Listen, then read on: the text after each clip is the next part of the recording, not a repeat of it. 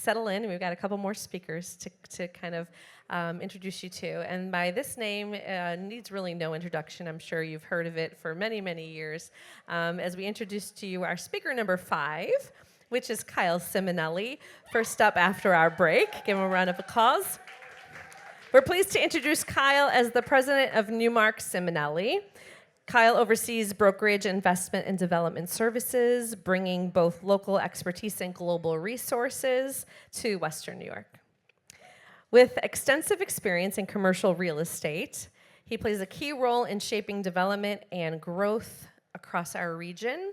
And if you could just give him a warm round of applause again as we welcome Kyle. Thank you, Kyle. All right, you got the Sabres game on. This is going to be distracting. So I'm Kyle Ciminelli, and I am here to discuss how we're restoring downtown Buffalo and beyond through connection and restoration. But first, I want to thank all the architects that are here today. You are the creators of where Buffalo lives, works, explores, and grows, and I'm really honored to be here with all of you. So my family story began in 1981 when my grandfather founded our family real estate business. My father joined him a few years later, helping fuel expansion through decades of change. I caught the real estate bug pretty early in life in the late 80s after walking a future office park with my father, now known as Center Point in Williamsville. And then fast forward to 2000, I left for New York City for college, which was supposed to be a short stint, then returned 19 years later in 2019, just in time for the world to shut down. But home was always part of the plan because Buffalo is where my family is, where my roots are, and where I wanted to make a difference in the community that I love. 3 generations later, we're still building, still investing, but not because it's easy, but because Buffalo is worth it. One of the agreements I made with my father before moving home was that we needed to move our company headquarters from Amherst to downtown. I felt if we truly wanted to make a difference in the heart of our city, we needed to be located there. Every great region has a strong downtown, not because it's the biggest part of the region, but because it's an emotional and cultural center.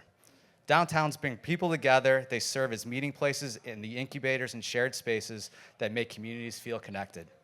A strong downtown signals that a region believes in itself. It says to residents, employees, and entrepreneurs, there is momentum here. But equally important is the economic role, which I think often gets miscommunicated.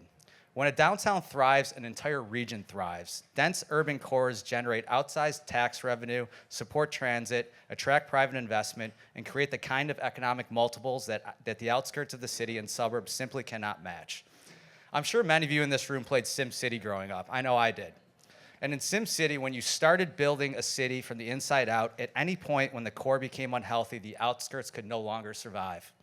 Although I'm obviously oversimplifying it, the basic fundamentals still hold true and unfortunately are often forgotten.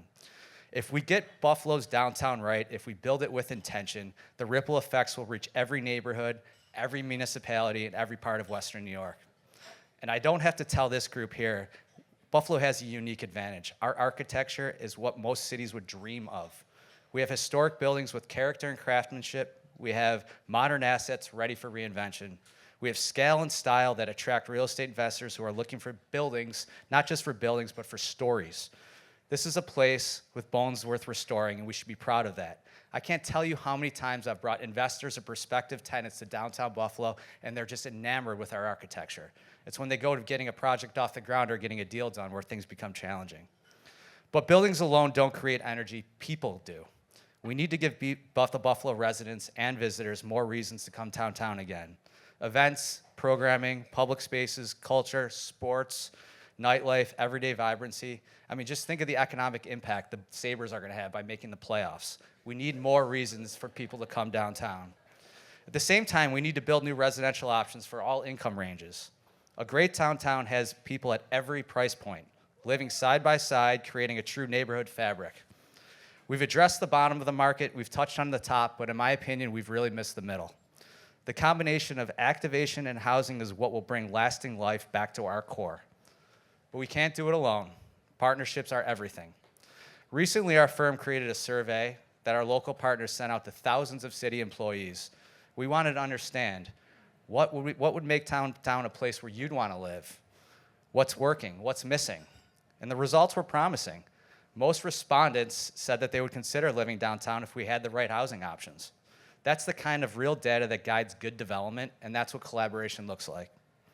One of the clearest solutions is converting antiquated office buildings into vibrant, mixed-use environments, residential, commercial, amenities, and experiences. The old office-only model just doesn't work anymore. It doesn't match the world we live in today. Downtown buildings need to work harder. They need to support different uses at different times of the day. Mixed use is not a trend, it's the future. In fact, the line between hotel lobby, apartment lobby, and office lobby is almost non-existent now. People expect comfortable seating, social spaces, coffee, light, art, and all the subtle cues that say, stay here, work here, live here, and belong here. Designing for that expectation isn't optional anymore, it's the standard.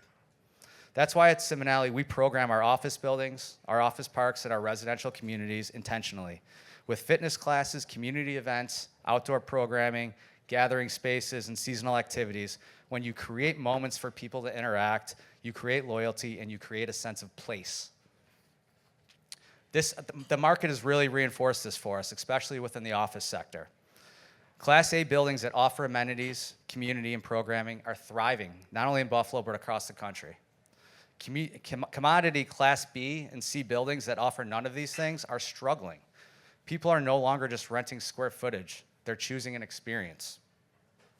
So what do we have? Oh, wow, I'm way behind the game here. It's the first time I look back. So what's next at Ciminelli? You guys probably already saw what's next.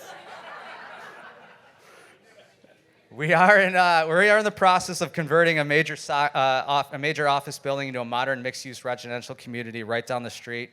We're still in the process of working on bringing a USL soccer stadium right here to the city. We're working with a local program to bring junior ice rinks into the city limits.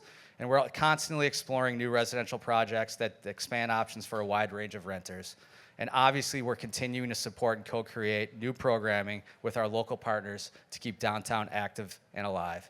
So let me leave you with this, since my presentation's been over for about, seems like a while now. Building Buffalo isn't just a phrase, it's a responsibility. It means honoring the past, investing in the present, and committing to a future where everyone has a place in this city's success.